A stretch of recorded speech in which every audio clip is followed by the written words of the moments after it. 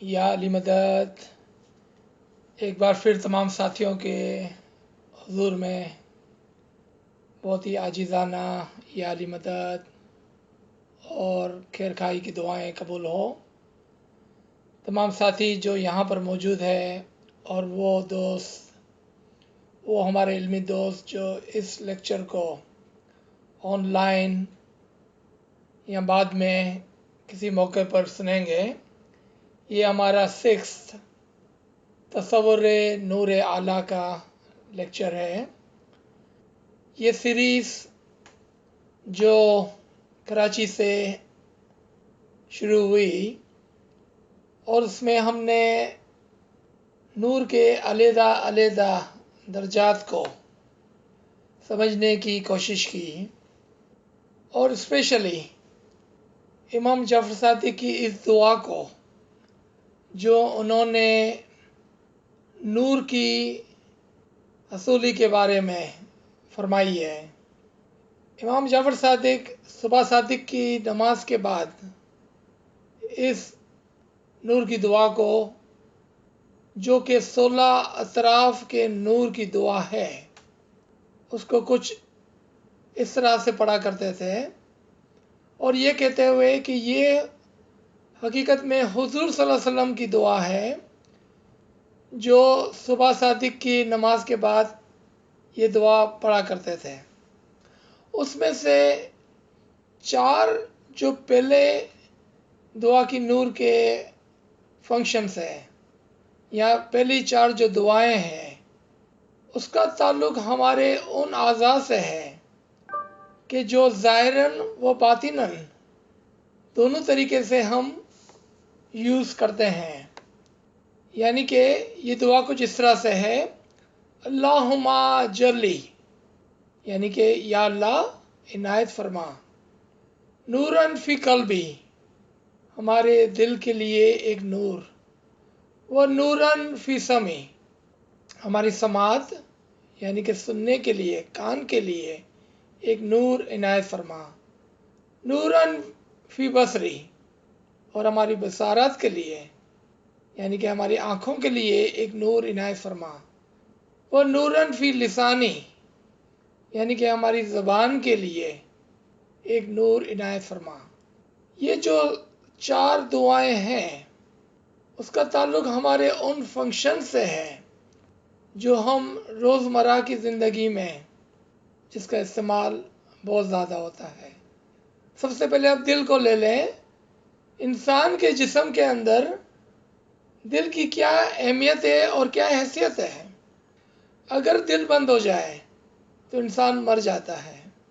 اور دل ہی کے ذریعے سے ہمارے اندر، ہماری رگوں کے اندر خون کا تبادلہ ہوتا رہتا ہے، اور اس کے 2 فنکشن ہیں۔ ایک، وہ ہمارے پورے جسم کو خون فراہم کرتا ہے، اور دوسرا، وہ ہمارے جسم سے جتنا بھی گندا خون ہے اس کو لے کر اس کی صفائی کرتا ہے۔ اگر ہم امام کو لیں ہمارے قلب کے طریقے سے، یا ہم کہیں کہ ہمارا قلب جو ہے، ہمارا دل جو ہے وہ امام ہے، تو امام سے ہی ہمیں ہماری زندگی یعنی کہ خون فراہم ہوتا رہتا ہے۔ اور جب امام فرماتے ہیں کہ آئی ایکسیپٹ یور سن، یعنی کہ آپ کے اندر جتنے بھی برائیاں ہیں وہ تمام امام ایکسیپٹ کر لیتا ہے۔ جس طرح سے جسم کے اندر دل ہمارے تمام گندے خون کو قبول کرتے ہوئے، ایکسیپٹ کرتے ہوئے، سمیٹتے ہوئے اس کو درست حالت میں لے آتا ہے، اس طرح سے امام ہمارے تمام گناہوں کو بخشتے ہوئے، ایکسیپٹ کرتے ہوئے، ہم سے لے لیتے ہوئے ہم کو پاک کر دیتا ہے۔ یعنی کہ دل کی طرح وہ اس خون کو صاف کر دیتا ہے، ہمارے گناہوں کو صاف کر دیتا ہے، پاک کر دیتا ہے۔ پھر دوسرے فنکشن کو لیں، ہمارا کان۔ کان ہمارا وہ اعضاء ہے جس کے ذریعے سے ہم امام کے فرامین کو سن سکتے ہیں، اور جب امام اپنے مکھ مبارک سے ہمیں اسم اعظم عنایت فرماتے ہیں تو وہ کانوں کے ذریعے سے ہمارے دل کے اندر بس جاتا ہے، اور کان کو صاف رکھنا بہت ہی ضروری ہے۔ قرآن کے اندر مریم کے بارے میں کہا گیا کہ اس نے اپنی عظمت کی، اپنے باطن کے کان کی حفاظت کی، جس کی وجہ سے میں نے اپنا نور اس کے اندر پھونک دیا۔ اسی طرح سے جب ایک مومن اپنے کان کی حفاظت کرتا ہے دو طریقے سے، ایک کسی کی گلا غیبت کو نہیں سنتا، اور دوسرا کسی غیر کا علم، یعنی کہ کسی غلط علم، غلط کانسیپٹ، غلط چیزوں کو اپنے ذہن میں، اپنے دل میں داخل ہونے نہیں دیتا، اور وہ اپنے کان کو ایسی چیزوں سے پاک رکھتا ہے۔ تو جس طرح مریم کے لیے،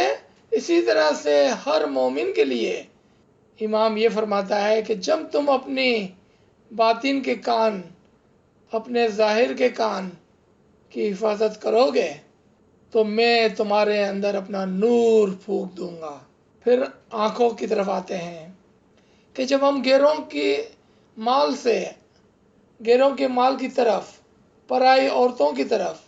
پرائی چیزوں کی طرف، بری چیزوں کی طرف نہیں دیکھیں گے اور اپنی آنکھوں کو برائیوں سے روکیں گے، تو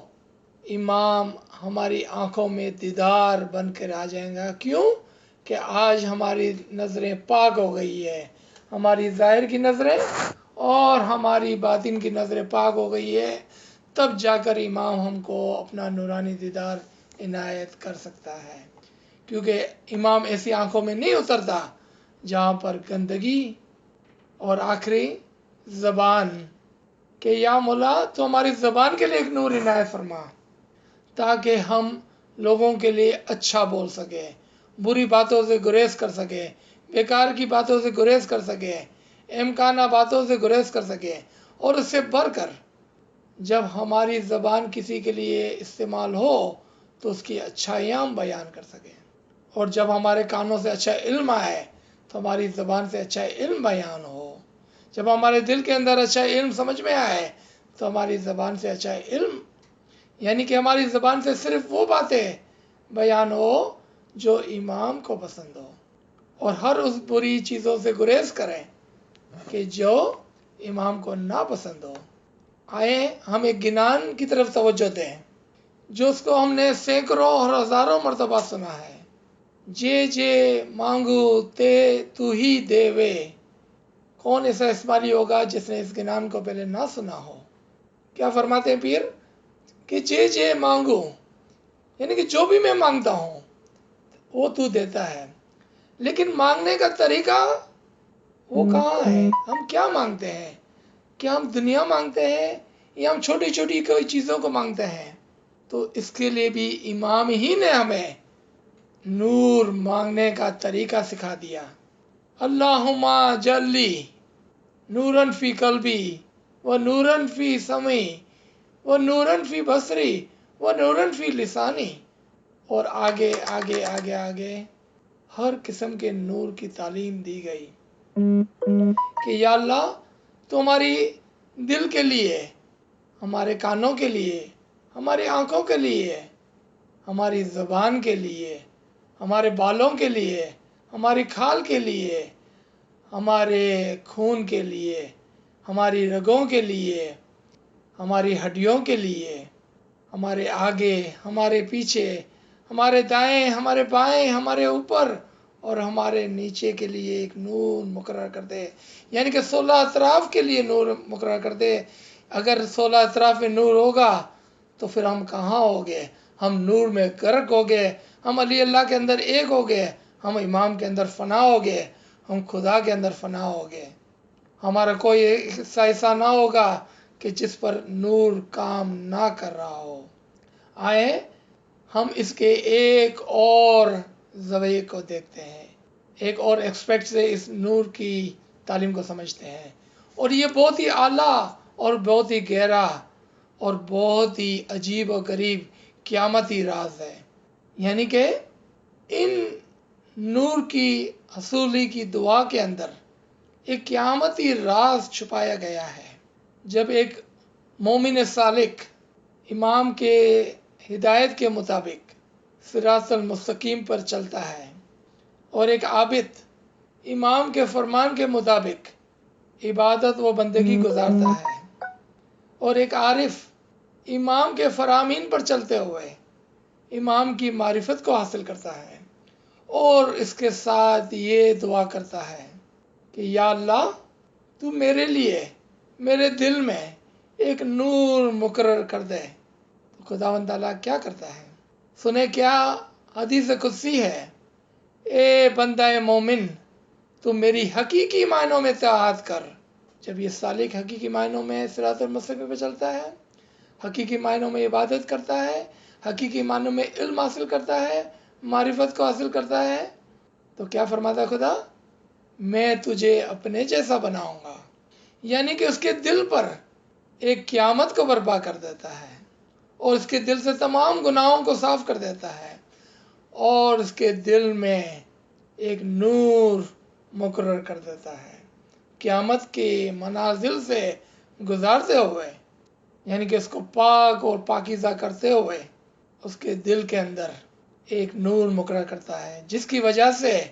اس کے اندر سے ہر قسم کا گناہ، ہر قسم کی برائی، ہر قسم کا بیڈ ریلیجن کانسیپٹ ختم ہو جاتا ہے، اور وہ پوری طرح سے، یعنی کہ ہر طرح سے علی اللہ کے نور کے اندر اپنے دل کے اندر پاکیزی لاتے ہوئے امام کی طرف متوجہ ہو جاتا ہے، کیونکہ اب اس کے اندر کوئی بھی بری اخلاقی مذہبی عادت نہیں ہے، کوئی غلط کانسیپٹ نہیں ہے اس کے دل کے اندر امام کے بارے میں، اور امام کے علی اللہ ہونے کے بارے میں، اور امام کا خدا کا نور ہونے کے بارے میں، اور امام کا ہر زمانے میں حاضر و موجود ہونے کے بارے میں، جس کی وجہ سے امام اس کے کانوں میں باطنی طور پر ایک نور پھونک دیتا ہے، جس کی وجہ سے اس کے کانوں میں اسرافیلی بیگل قیامت کا سور پھونکنے لگتا ہے، آواز آنے لگتی ہے، اور اس کے کانوں میں باطن کی وہ آوازیں آتی ہے کہ جس کے لیے ہم سب کوشاں ہیں۔ ہم سب چاہتے ہیں کہ امام کا باطنی علم، امام کی باطنی ہدایت ہمیں ہمارے اندر سے ملے، یعنی کہ وہ علم لدنی جس کے لیے ہم سب کوشاں ہیں، وہ اس عارف کو ملنے لگتا ہے۔ کیوں؟ کہ امام اس کے کانوں میں بولنے لگتا ہے، اس کے کانوں میں اپنا اسم اعظم پھونکنے لگتا ہے، اس کے کانوں میں اپنا علم دینے لگتا ہے، اور اس کو امام کی باطنی آواز سنائی دینے لگتی ہے۔ یہ ہوا اس کے کان کے اندر نور کا آنا، جو امام کی آواز میں، امام کے علم لدنی کی صورت میں اس کے اندر آنے لگتا ہے، اور اس کی وجہ سے ہی اس کی آنکھوں میں امام کا دیدار، امام کا نور نظر آنے لگتا ہے۔ سبحان اللہ، شکرن اللہ والحمدللہ، اور یہ عارف امام کا حقیقی دیدار کرنے لگتا ہے، وہ امام کے نور کو دیکھنے لگتا ہے، امام کے باطن کو دیکھنے لگتا ہے، وہ امام کے رازوں کو دیکھنے لگتا ہے۔ اب اس کے اور امام کے درمیان میں کوئی فاصلہ نہیں، کوئی پردہ نہیں، وہ اپنی باطن کی آنکھوں سے امام کو دیکھتا ہے، امام کے باطن کے دیدار کو دیکھتا ہے، امام کے جسم لطیف کے دیدار کو دیکھتا ہے۔ اور اب جب وہ علم بیانی کرتا ہے تو امام کا وہ علم لدنی جو اس کو باطن ملا ہوتا ہے، اور امام کا وہ دیدار جو اس نے اپنے آنکھوں سے دیکھا ہوتا ہے، اس کو امام کے رازوں کے طور پر ایک پردے میں رکھتے ہوئے وہ لوگوں تک اس علم کو پہنچاتا ہے، کیونکہ یہ علم اس عارف کے پاس امانت کے طور پر ہے۔ واللہ آج ہمارے درمیان میں اگر عارف کامل موجود نہ ہو تو اس دعا اور اس گنان کا مطلب سمجھنا ہمارے جیسے غریب اور بیکار لوگوں کے بس کی بات نہیں۔ یہ عارف کامل کا معجزہ ہے کہ جو اپنے دل میں نور لیتے ہوئے، اپنے کانوں کے اندر نور رکھتے ہوئے، اپنے آنکھوں کے اندر نورانی دیدار رکھتے ہوئے اپنی زبان سے یہ حقیقی علم بیان کرتا ہے، اور ہمیں سمجھاتا ہے اس دعا کا مطلب، اور ہمیں بتاتا ہے کہ جب پیر ماں باپ نے فرمایا کہ جے جے مانگو تے تو ہی دے وے، تو عارف نے جب نور کی دعا مانگی، تب جا کر امام نے اس کو نور عنایت فرمایا، کیونکہ اس نے مانگا۔ اگر ہمارے پاس حقیقی علم نہیں ہے تو ہم کس طرح سے اس نور کو مانگ سکتے ہیں جس کے بارے میں ہمارے پاس کوئی تصور نہیں؟ وہ ہم سے بہت اعلیٰ اور بلند ہے، ہماری سمجھ اور سوچ سے بالا تر، لیکن ایک عارف کامل ہم کو یہ بتا سکتا ہے، اور اسی کی وجہ سے آج ہم اس نور کو سمجھ پا رہے ہیں، اور ہمارے پاس اس نور کی یہ دعا کی سمجھ اور اس گنان کی سمجھ ہمارے سامنے ہے۔ واللہ واللہ واللہ اگر عارف کامل ہمارے درمیان میں موجود نہ ہو تو ہم ہرگز ہرگز ایسی اعلیٰ دعاؤں کو اور نہ ہی ایسے گنانوں کو سمجھ سکتے ہیں۔ شکر للہ والحمد للہ، آپ جیسے حقیقی مومنین سامنے ہے کہ جس کو علم کا اتنا شوق ہے کہ وہ اپنا اتنا وقت دے کر علم کے لیے کوشاں ہے۔ آپ جیسے شاگردان اور دوستداران نہ ہو تو واللہ ایسے علم کو کس طرح کوئی بیان کر سکتا ہے؟ یہ آپ کی دعائیں ہیں، آپ کی پاکیزہ روحیں ہیں جس کی وجہ سے ایسا علم بیان ہوتا ہے۔ یہ آپ کی دعائیں اور عبادت ہے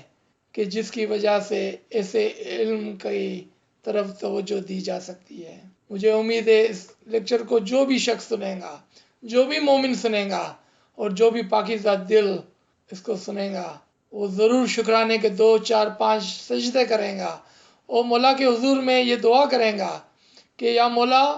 تو ہم کو اس علم کے قابل بنا اور ہم کو اس علم کو سمجھنے کی توفیق عنایت فرما، اور ہمیں توفیق عنایت فرما کہ ہم تیرے صراط المستقیم پر چل سکیں اور اس نور کو حاصل کر سکیں۔ اور یا مولا ہم کو ایسی دعائیں مانگنے کی ہمت دے کہ جو تو قبول فرمائے، نہ کہ دنیا کی اور چھوٹی موٹی ٹیمپرری چیزوں کو ہم مانگے۔ کیوں نہ ہم ایسے نور کو مانگے جو پرمیننٹ ہے، جو ہمارے ساتھ اس دنیا میں بھی اور اس دنیا میں بھی ہوگا۔ انشاءاللہ تعالی آپ سب مومنین اس غریب و ناچیز کے لیے بھی دعائیں کریں، اور مولا ہم پر بہت مہربان ہے، بہت مہربان ہے، بہت مہربان ہے۔ اس لیکچر کے درمیان اور اس سیریز کے درمیان میں اگر کوئی غلطی ہوئی ہے تو بے شک وہ اس غریب و ناچیز کی ہے، اور اگر اس کے درمیان میں کوئی اچھے علم کی بات ہوئی ہے تو وہ امام زبان کا پاکیزہ علم ہے اور صرف اسی کی طرف سے ہے۔ بہت نوازش،